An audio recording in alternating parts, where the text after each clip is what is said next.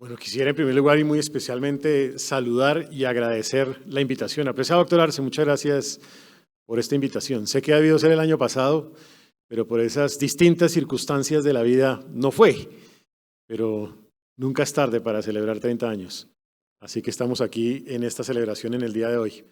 De la misma manera, quiero saludar y felicitar a quienes han sido presidentes de este gremio, y a aquellos también que no nos acompañan aquí presencialmente o que en el día de hoy no pudieron hacerlo. Al doctor Sergio Rodríguez Azuero, expresidente de Asofiduciarias, fundador también, mi jefe, ex jefe. Un saludo muy especial al doctor Federico Rengifo, un saludo también especial. Y a quienes ejercieron el gremio también un saludo cordial. Sé que no están acompañándonos en el día de hoy.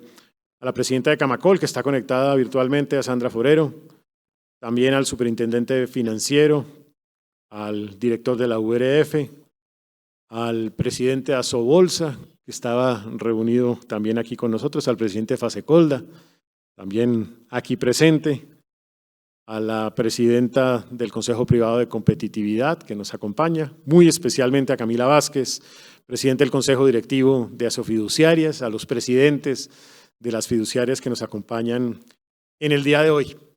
Ya lo decía anteriormente y lo reitero nuevamente, doctor Arce, para mí es muy grato el poder estar aquí compartiendo con ustedes y celebrando 30 años de historia.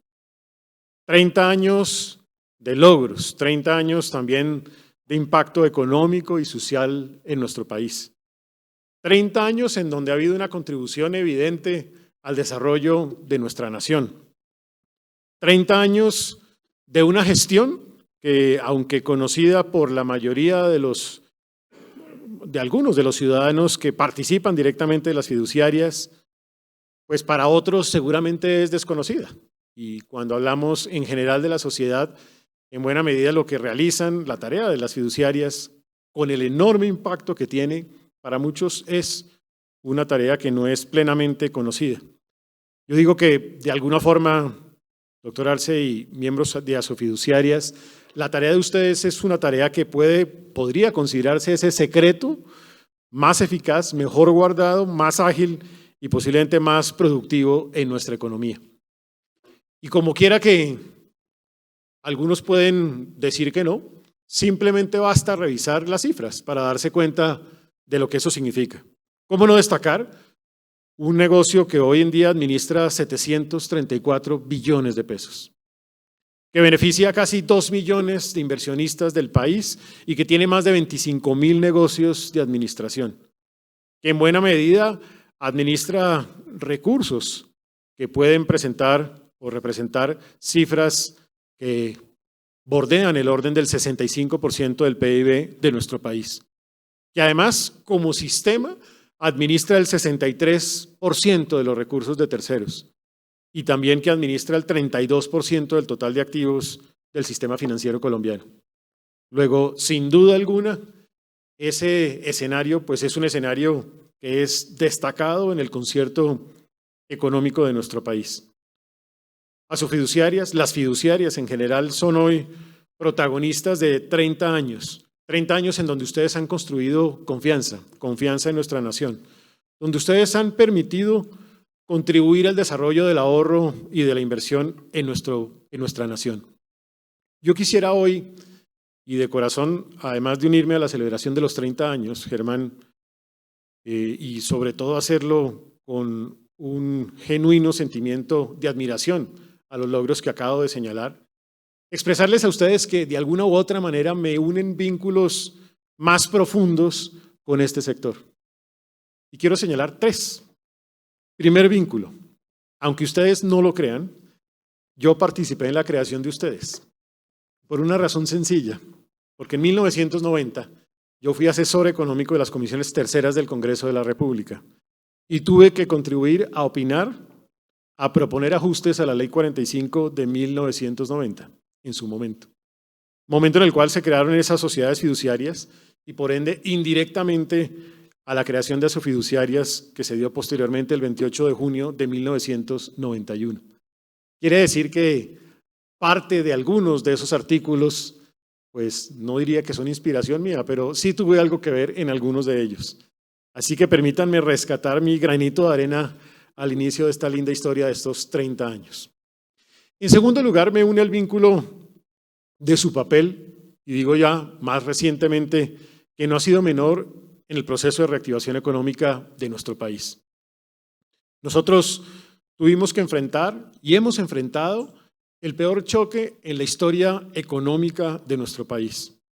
Algo respecto de lo cual nadie estaba preparado, porque entre otras además, la última pandemia fue hace más de 120 años, presidente Marco Fidel Suárez. Entre otras además hago una recomendación respecto de un libro que publicaba recientemente la Fuerza Aérea Colombiana, El último sueño de Luciano Pulgar, que hace un recorrido respecto de ese último sueño que en su momento tuvo, pero que además hace el recorrido de lo que fue la manera como Marco Fidel Suárez, como presidente de la República, tuvo que enfrentar la pandemia en ese instante. Han pasado 120 años y esto simplemente para ilustrar que pues nadie podía estar preparado para eso que venía o que iba a suceder. Entre otras además, porque la realidad económica de nuestro país venía en una dinámica tal que la pandemia hace un cambio abrupto. Simplemente hagan ustedes memoria. Diciembre del 2019, un momento en donde para la economía colombiana se daba la tasa de crecimiento más alta en atracción de inversión extranjera directa en nuestro país en 5 años en ese instante, en donde nosotros teníamos una tasa de aceleración de crecimiento comparado contra el año 2018, que era una de las 2 más altas en países OECD y más de 52 economías del mundo, en donde en ese instante también las cifras de sectores como el comercio interno, turismo, eran cifras récord en la vida del país, donde se lograba ya para ese momento, diciembre del 2019, el mejor resultado en déficit fiscal en 8 años en la historia del país, superávit fiscal primario, se había logrado estabilizar el nivel de deuda pública al orden del 50%. Para enero y febrero del 2020, Colombia crecía por encima del 4% en industria y en general en la actividad económica global. Y ahí es cuando llega ese escenario de la pandemia. Un escenario que de ninguna manera rompe la estrategia sobre la cual veníamos trabajando de tiempo atrás, estrategia económica en donde participábamos distintos actores de gobierno, incluido naturalmente mi antecesor, el doctor Alberto Carrasquilla, quien fue protagonista muy importante y destacado de esos esfuerzos de una agenda pro iniciativa privada, pro desarrollo empresarial, que tenía propósitos en primer lugar de promover nuevos mecanismos de competitividad. Ustedes ya participaban de ese esfuerzo por la vía de motivar la generación de inversión en infraestructura y también la atracción de inversión extranjera directa, que motivaba también una agenda pro incremento en la productividad con distintos instrumentos, pro emprendimiento. También allí participaba el gobierno nacional de la mano de ustedes en el fortalecimiento de los fondos de inversión colectiva, de los fondos de capital privado, pro nuevas fuentes de crecimiento de largo plazo y pro la atracción de inversión. Ese es el momento en el cual ustedes y nosotros vimos y vivimos ese peor choque en la historia económica de nuestro país, una pandemia. Una pandemia en donde nos tocó no lo digo como obligación, sino nos tocó como un deber moral, si se quiere, proteger lo más sentido que tenemos como seres humanos, que es la vida. Porque sin vida no hay economía, sin vida no hay empleo, sin vida no tiene sentido el hecho de que estemos aquí. Y eso significó entonces tomar decisiones dolorosas, como el cierre de actividad productiva. Y fíjense que allí aparecen también ustedes en ese segundo tema que nos une como vínculo, en la reactivación, pero particularmente en una reactivación desde el sector que asumió el rol protagónico en esa recuperación al inicio, que es la salud, porque tenía que ser la primera prioridad.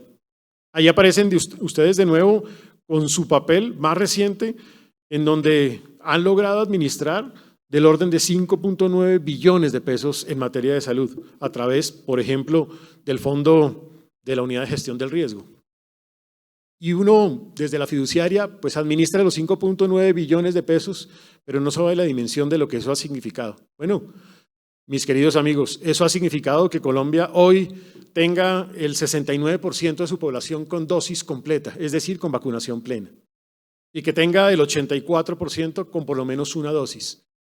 Que estemos a un punto de lo que se denomina la inmunidad de rebaño en la lucha contra el COVID-19.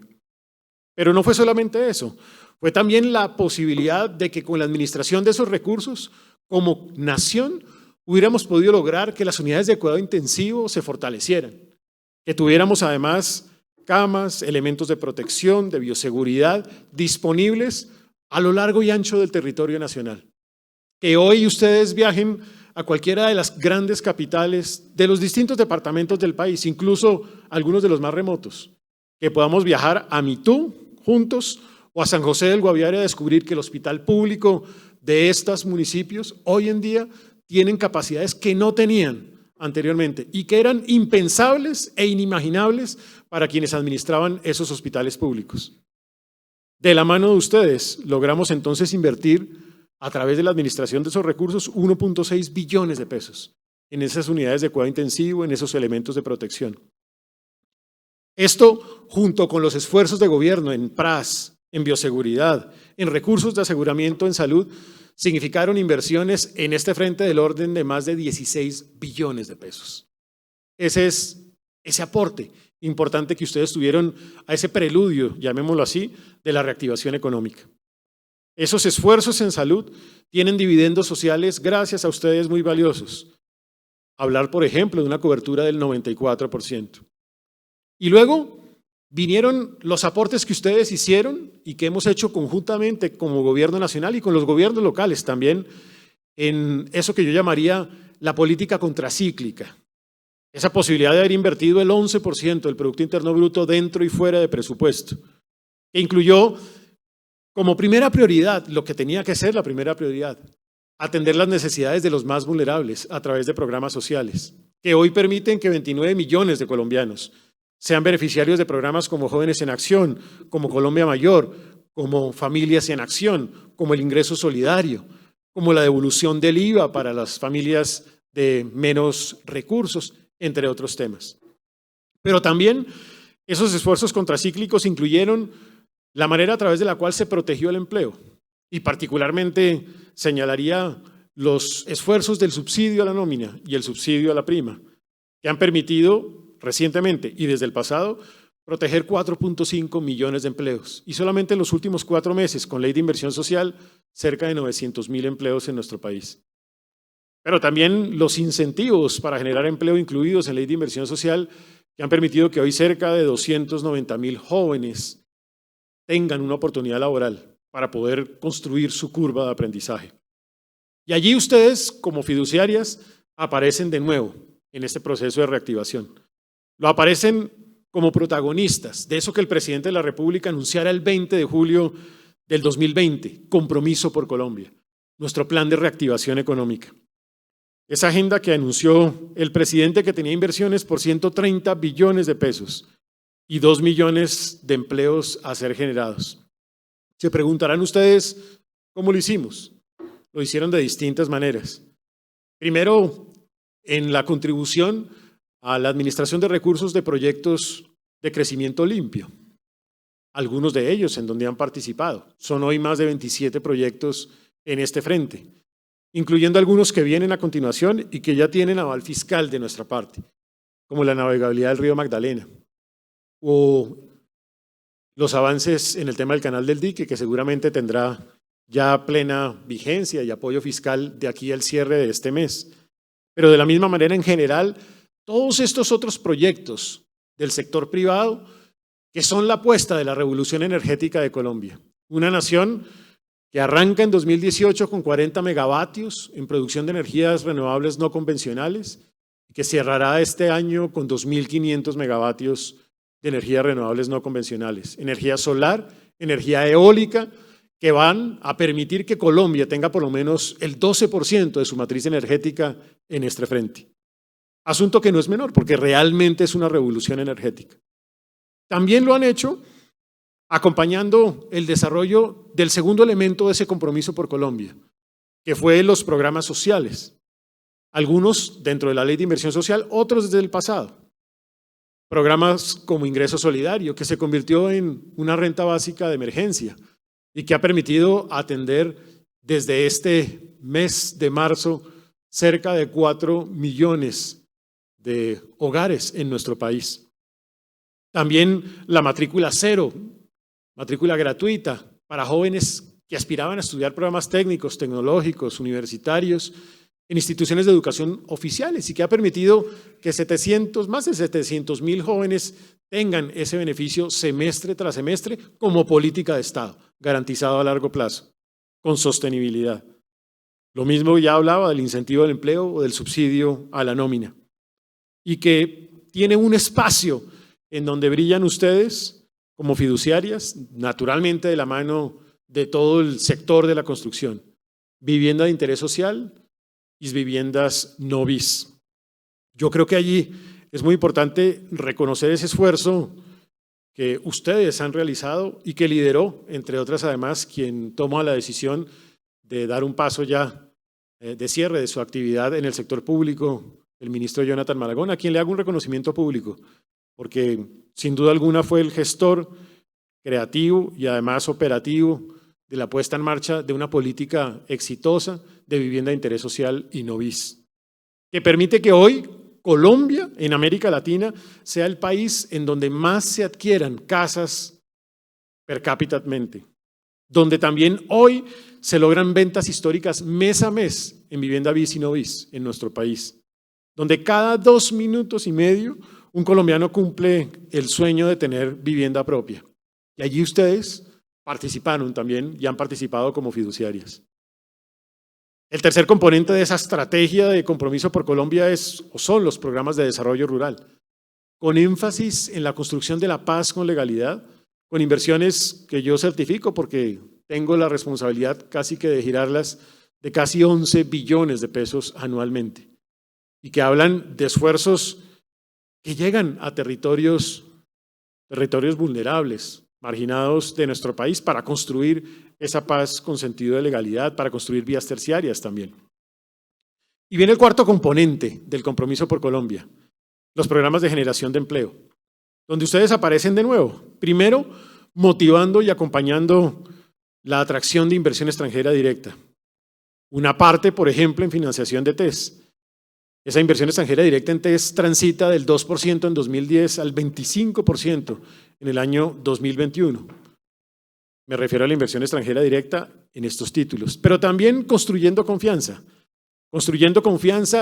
que creo que es el activo más poderoso para generar dinámica productiva en un país. Confianza que tenemos que seguir construyendo de aquí en adelante. Confianza que tiene y ha tenido como sustento en un país como Colombia la preservación siempre de los valores democráticos, pero también la garantía de que en nuestro país se respeten esos principios fundamentales de la democracia, la libertad económica, también el principio de la defensa activa de la propiedad privada, la libertad de opinión, entre otros valores democráticos. En segundo lugar, ustedes lo han hecho en este capítulo de generación de empleo motivando y desarrollando infraestructura, acompañando los esfuerzos de alianzas público-privadas especialmente. Hoy debo decirles que ustedes entonces han sido protagonistas de algo que no ha sido menor a lo largo del desarrollo del gobierno y que ha tenido como protagonista también a otra colega, Ángela Orozco, que permite decir, por ejemplo, que Colombia ha logrado avances en dobles calzadas, en segundas calzadas, en terceros carriles, en el orden de 450 kilómetros y que se sumarán por lo menos 300 kilómetros más a lo largo de este año. Para que se hagan una idea, sumado lo que acabo de decir al desarrollo y construcción de túneles que han permitido conectar a nuestro país, que son 25 al cierre de gobierno, se habrá hecho en estos 4 años lo mismo que se hizo en los últimos 30 años en nuestro país en esta materia. Y creo que eso no es un tema menor.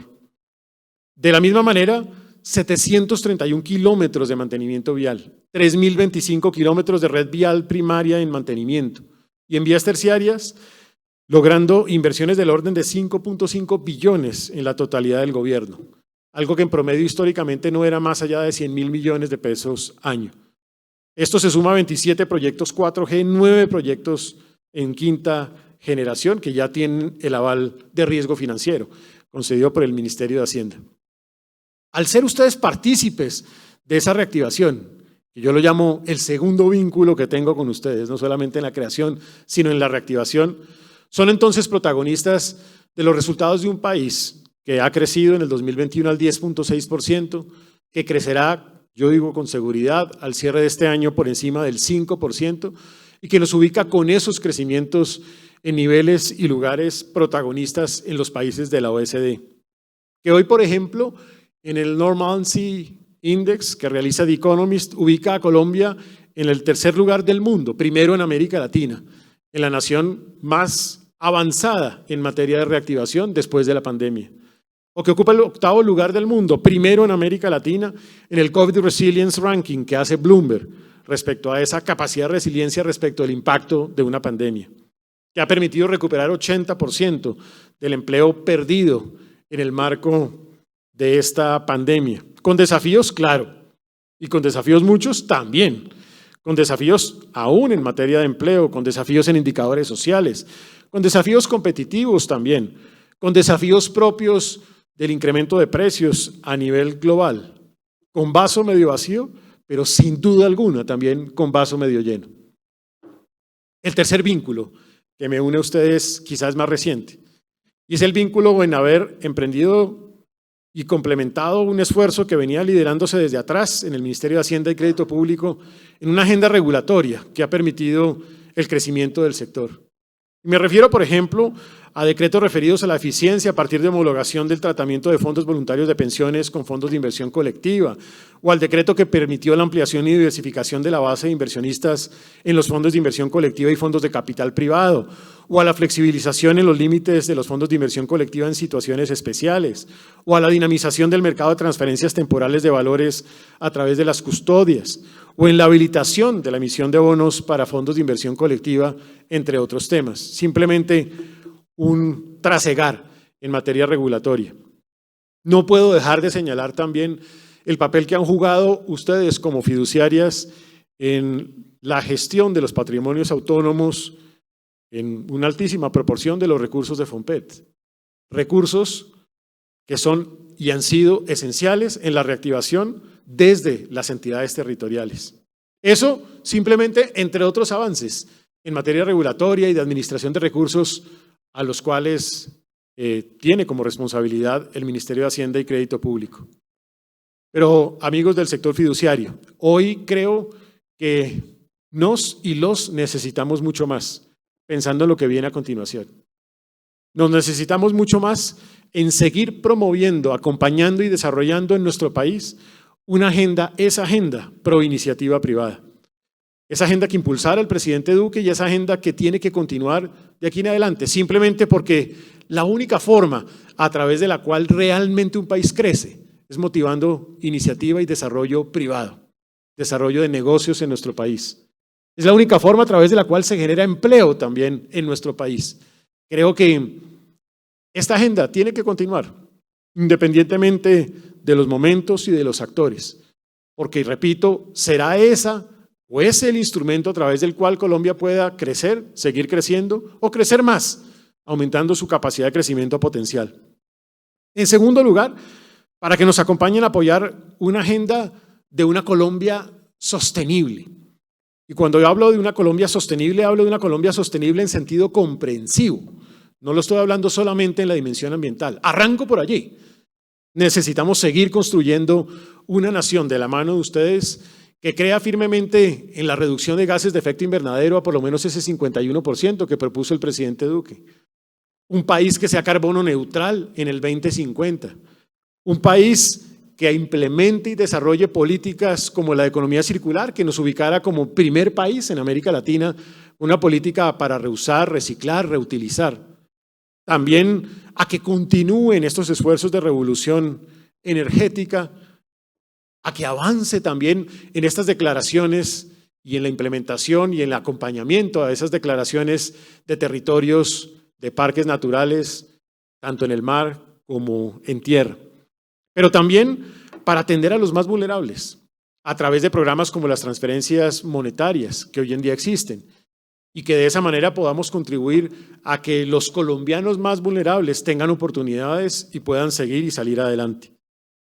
Sobre todo también en este capítulo a que nos acompañen en el esfuerzo que venimos liderando de finanzas verdes, porque eso hace parte del crecimiento sostenible. Ya lo han hecho de alguna manera en el primer momento en donde emitimos la primera emisión de bonos verdes en el mercado local en América Latina, segunda en general en América Latina, en el segundo semestre del año pasado. Tendremos este semestre la segunda emisión de bonos verdes y nos prestamos y estamos avanzando rápidamente en tener la primera emisión de bonos sociales con el diseño que está en este momento en construcción sobre esta alternativa. Buscando, junto con el avance que viene liderando el superintendente financiero aquí presente, de lograr ese esfuerzo de la taxonomía verde. Un esfuerzo que no es menor, porque lo que pretende al final es la movilización de billones de recursos, tanto para el sector público como para el sector privado, que nos permita ser el cuarto país del mundo que tiene una taxonomía verde. El primero en América Latina, el primero como país individual en la OECD, que nos permita con este instrumento tener claridad sobre cuáles son las actividades y los actores que verdaderamente están proponiendo proyectos verdes. Ese esfuerzo de la emisión de bonos, ese esfuerzo de la taxonomía verde, al final lo que permite es que Colombia tenga verdaderos greening en la manera como coloca recursos a nivel nacional y a nivel internacional. Y necesitamos el acompañamiento de ustedes y la motivación a seguir esta senda de unas finanzas sostenibles desde lo público. ¿Por qué no avanzar a tener trazadores presupuestales precisos sobre las inversiones sostenibles en nuestro país? También, en tercer lugar, a que nos acompañen a motivar la reactivación, a que Colombia crezca no al 5%, sino por encima del 5%. Y en donde su aporte clave puede ser esos esfuerzos de infraestructura de quinta generación, esfuerzos que significan ya 10 proyectos con aval de riesgo financiero que transitarán obviamente a la financiación y que significan casi 25 billones de pesos en autopistas, en aeropuertos, en desarrollos fluviales, entre otros temas.